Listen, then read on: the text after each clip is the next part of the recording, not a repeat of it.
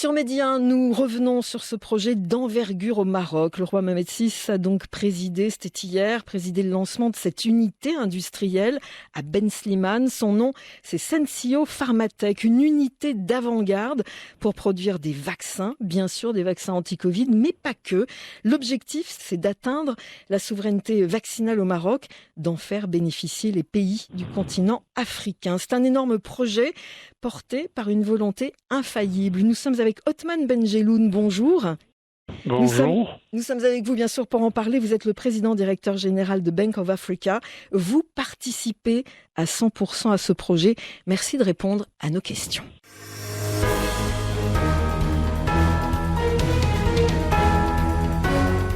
Othman Benjeloun, partie prenante ô combien, puisque vous êtes président de la société Sensio Pharmatech, cette usine dont les travaux ont été lancés hier. Alors, 2 ans après le début de la pandémie de Covid, le Maroc va donc pouvoir fabriquer 900 millions d'unités de vaccins durant les 5 années à venir. Alors pour vous, c'était primordial de faire partie de cette aventure biotechnologique portée par un partenariat public-privé. Je vous dirais que depuis le 5 juillet 2021, Sa Majesté le Roi a présidé à Fès les accords concernant la création d'une unité industrielle pour la production de vaccins, pour commencer pour le Maroc. Nous avons, dans ces conditions, créé la société Sensio Pharmatech, qui est composée du fonds Mohamed VI, de 3 banques marocaines, Bank of Africa, Tijari Wafa Bank et la Banque Populaire. Nous avons comme partenaires 2 partenaires spécialistes dans le domaine de la biotechnologie. En premier, le président de Recipharma, société suédoise, et qui gère 38 unités industrielles dans le monde, dans ce domaine.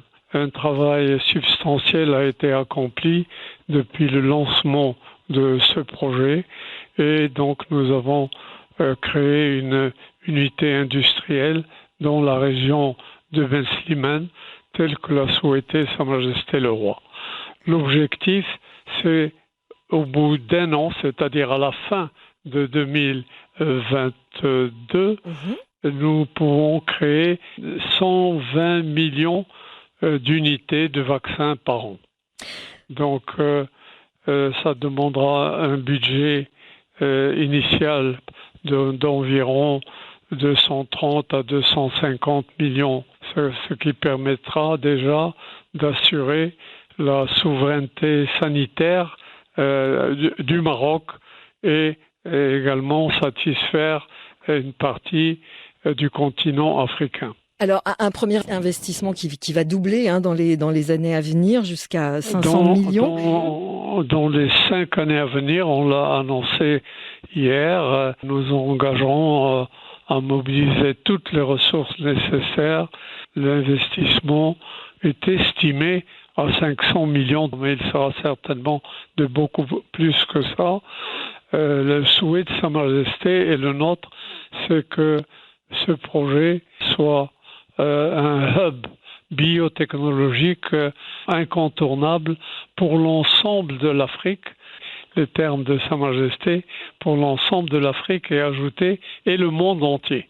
Il n'y a pas de raison de ne pas avoir cette prétention d'avoir au Maroc un hub biotechnologique de tout ce qui concerne les médicaments. On ne parle pas seulement de vaccins. Exactement. L'Afrique a énormément de besoins. Elle n'a pas de production locale. Tout est importé des pays européens, américains et autres. Donc, nous sommes très actifs pour réussir ce projet. Alors justement, vous le disiez, hein, le Maroc qui produit, on le sait, hein, déjà localement des doses de vaccins anti-Covid Sinopharm.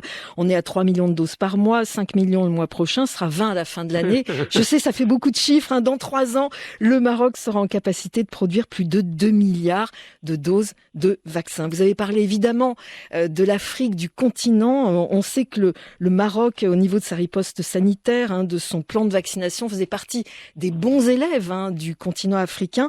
Mais les pays africains ont été malmenés pendant cette pandémie. C'est cette plateforme biotechnologique dont vous parlez, c'est évidemment pour le Maroc, mais c'est aussi pour le continent. C'est une façon de venir en aide à tous les pays africains. Bien entendu. Bien, nous pensons, pour commencer, nous créons notre unité industrielle au Maroc, mais nous prévoyons déjà de créer également des entités dans certains pays africains. L'Afrique a 54 pays, ils ne peuvent pas tous dépendre seulement de la production au Maroc.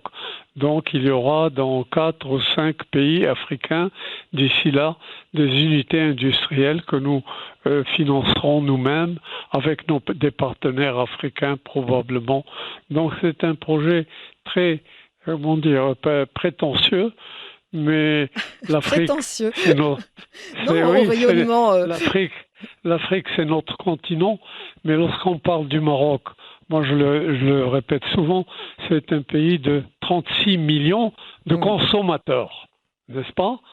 Mais l'Afrique, aujourd'hui, c'est un pays de 1,3 milliard de consommateurs.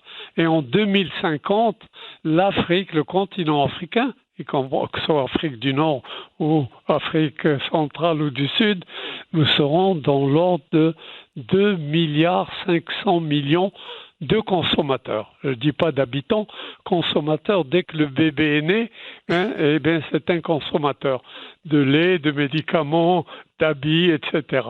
Donc j'ai dit le terme, on est prétentieux de vouloir donner suite aux besoins de cette population. La Chine a aujourd'hui 3,5 milliards de consommateurs. Eh bien, le continent africain aura en 2050, c'est pas loin, 2,5 milliards de consommateurs. Mais nous travaillons pour cette année déjà. On pense que en décembre 2022, à la fin de l'année, nous serons un producteur conséquent de vaccins et d'autres produits. Et puis l'Afrique, bien entendu, en profitera. Donc c'est un projet passionnant et Sa Majesté y consacre beaucoup de son temps et de ses conseils qui nous sont donnés. Et nous travaillons sur ce projet avec une certaine passion. Hein. Donc, moi j'aime bien me concentrer sur tout nouveau projet. On ne s'arrête pas à ce que nous faisons dans d'autres domaines, que ce soit l'assurance, les télécoms, la banque, des industries agroalimentaires et autres.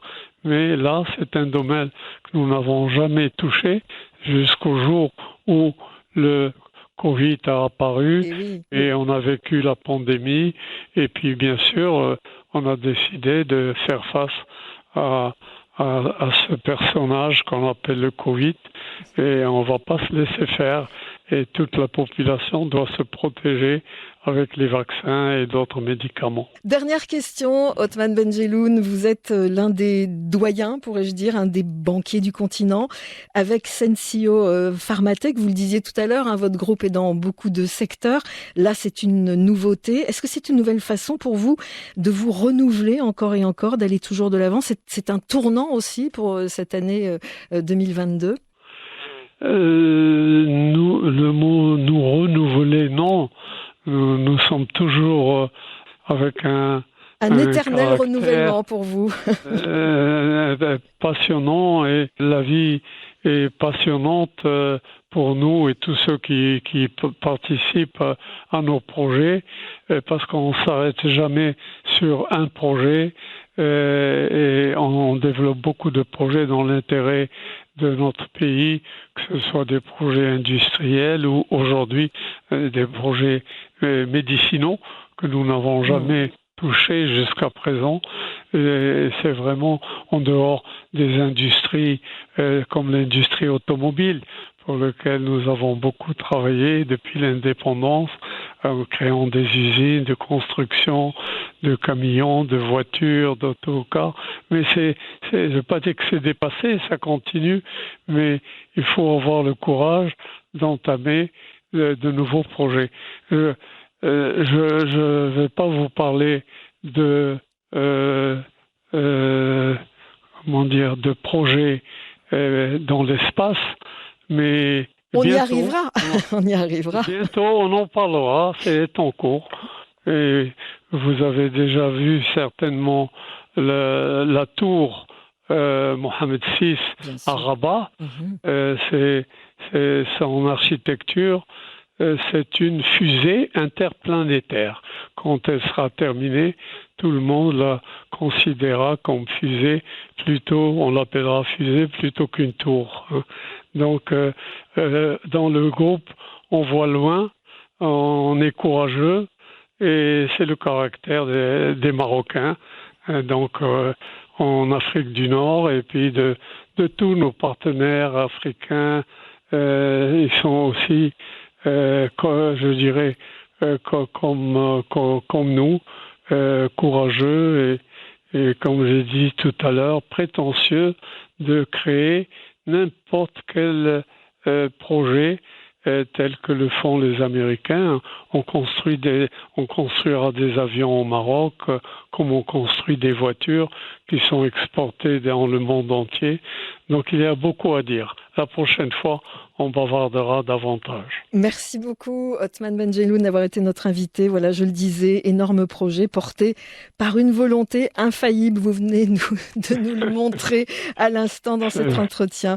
Je rappelle que vous êtes le président directeur général de Bank of Africa. Merci beaucoup d'avoir été avec nous sur Média. Merci infiniment. Merci. Au revoir.